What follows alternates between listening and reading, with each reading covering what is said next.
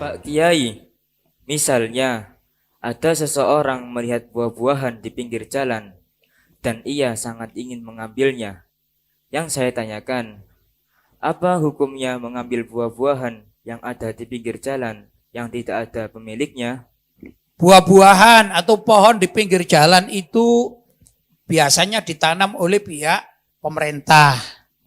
Karena itu pihak pemerintah yang menanam, maka dianggap sebagai tanaman sifatnya umum, tidak ada pemiliknya.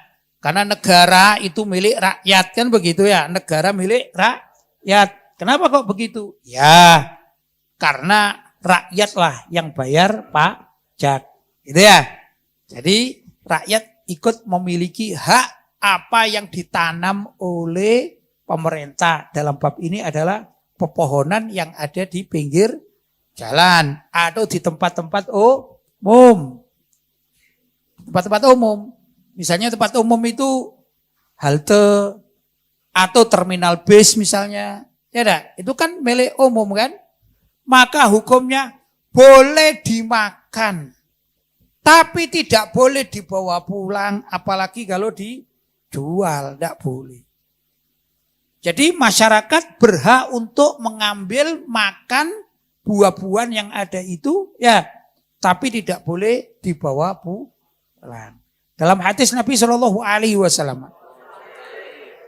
Bahkan ini bukan milik umum ini, milik perorangan yang sekira kebunnya itu luas. Ya, misalnya ada orang menanam kebun tebu misalnya. Kan luas kan? Maka Nabi Shallallahu Alaihi Wasallam bersabda, "Idza marra ahadukum bihaitin falyakul wala ya'khud khubnatan." Apabila salah seorang dari kalian masuk ke suatu kebun, maksudnya kebun buah, kebun sesuatu yang bisa dimakan itu. Falyakul, maka bolehlah dia mengambil hasil pohon yang di situ. Kalau mangga ya mangga, kalau tebu ya tebu. Tapi jangan sampai dibawa pulang sebagai oleh-oleh, tidak boleh. Hanya saja kalau masuk ke kebun, menurut sebagian keterangan para ulama, hendaklah orang yang masuk kebun itu memanggil dulu pemilik dari kebun tersebut. Pak, kalau orang kita, Assalamualaikum Pak, di kebun itu. Ya, Assalamualaikum Pak, sampai 3 kali. Pak, Bapak, ada penunggunya. Gitu. Kalau ada penunggunya, hendaklah dia minta izin. Pak, boleh enggak saya, Pak, makan buah-buahan ini. Begitu. Jelas. Tapi kalau tidak ada penunggunya, menurut sebagian para ulama, dia tetap berhak untuk mengambil buah secukupnya, sekira hanya untuk kepentingan pribadinya dan haram kalau dibawa pulang. Itu begitu. Ada yang bertanya, loh kok bisa? Ya, ini diibaratkan sebagai seorang tamu. Seorang tamu itu kan berhak mendapatkan hak-haknya. Apa hak-hak tamu? Yaitu mendapatkan suguhan. Ya enggak? Kewajiban tuan rumah adalah menghormati, di antara menghormati itu memberikan suguhan. Paling tidak air putih lah. Tapi kalau tidak ada air putih, ya di situ ada tebu misalnya, ya ada mangga misalnya. Asalkan ini perkebunan, bukan satu saja, satu batang.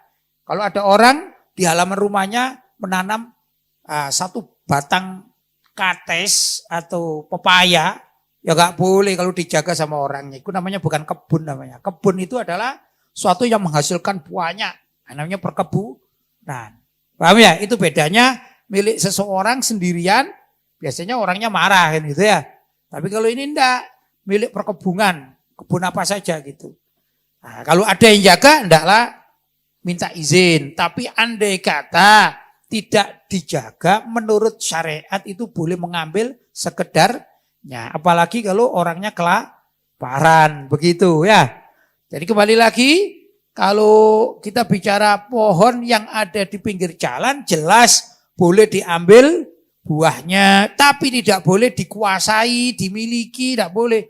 Misalnya diplot, wah ini milik saya, orang lain tidak boleh ngambil, tidak boleh. Haram jadinya.